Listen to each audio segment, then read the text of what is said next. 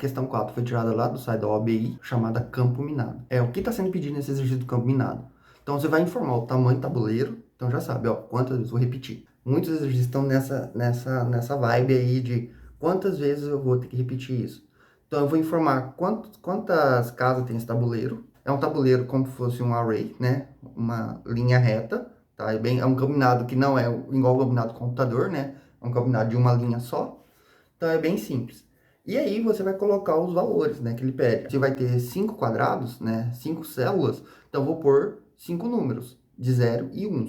1 representa a bomba e 0 representa que não tem bomba naquela posição.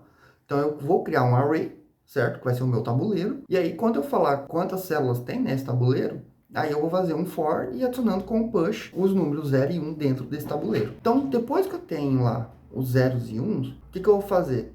Eu vou percorrer por esse tabuleiro. Vamos colocar um exemplo aqui, ó. Vamos supor que eu tenho um tabuleiro aqui, 5 posições, e tá aqui 0, 1, 0, 1, 1. Então o que eu tenho que saber? Se eu vou pegar aqui na posição 0, se eu vou trabalhar a primeira posição, o que eu tenho que saber? Eu tenho que saber se ele é uma bomba, se tem uma bomba antes ou uma bomba depois. Todas as células têm que fazer esse cálculo. Então, o que eu tenho que lembrar? Que a bomba é o número 1. Então, se eu tiver na primeira posição aqui, na posição 0, né? Na posição 0, for 0, então ali não é uma bomba.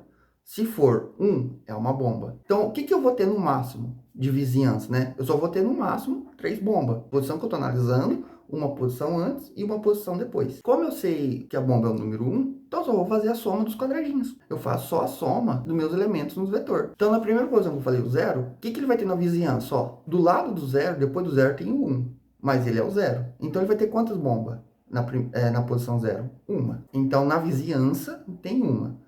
Na posição 1, quantas bombas que eu tenho na vizinhança? Ó, antes dele, eu tenho 0. Nele, eu tenho 1. Uma depois dele, eu tenho 0. Então, eu vou ter uma bomba. Na posição 2, quantas bombas eu tenho? Ó, que é o 0. Antes, eu tenho uma. Nele, nenhuma. Depois, eu tenho uma. Então, eu tenho 2 bombas. Na posição 3, antes, não tem nenhuma. Nele, tem uma. E depois, eu tenho uma. Então, eu tenho 2. E na última, antes, eu tenho uma. Nele, eu tenho uma. E depois, não tem, não existe. Então, é 2 bombas. Para essa sequência que eu coloquei. Então, seria 1, 1, 2, 2, 2. Para saber se é uma bomba, é só eu somar os quadradinhos. Tipo, eu somo o atual com o anterior e com o depois. Só que se é a primeira posição, se o i é igual a 0, não tem o anterior, certo? Eu vou somar só a posição atual e a posição depois. Então, se o i é igual a 0, eu vou somar só a posição 0 e 1. O tabuleiro na posição i e o tabuleiro na posição i mais 1. Se for o último elemento, eu não somo o que tem depois, porque não tem nada depois do i. Então, eu vou somar só o que está antes. Então, se o i é o último elemento, que é o total de elementos que eu tenho menos 1, se ele for o último, então o que eu vou somar? Qual posição eu vou somar? Eu vou somar a anterior e a atual. Então, eu vou somar o tabuleiro i menos 1 mais o tabuleiro i. Agora, se é um dos meios, né, que está entre o 0 e o último, certo? Se está entre 0 e o último, então eu vou ter sempre 3 elementos para somar, que é o tabuleiro na posição i, o tabuleiro na posição i menos 1 e o tabuleiro na posição i mais 1. E aí eu faço a soma desses números. E aí eu vou salvando no texto, para imprimir depois lá qual seria o número que eu tenho.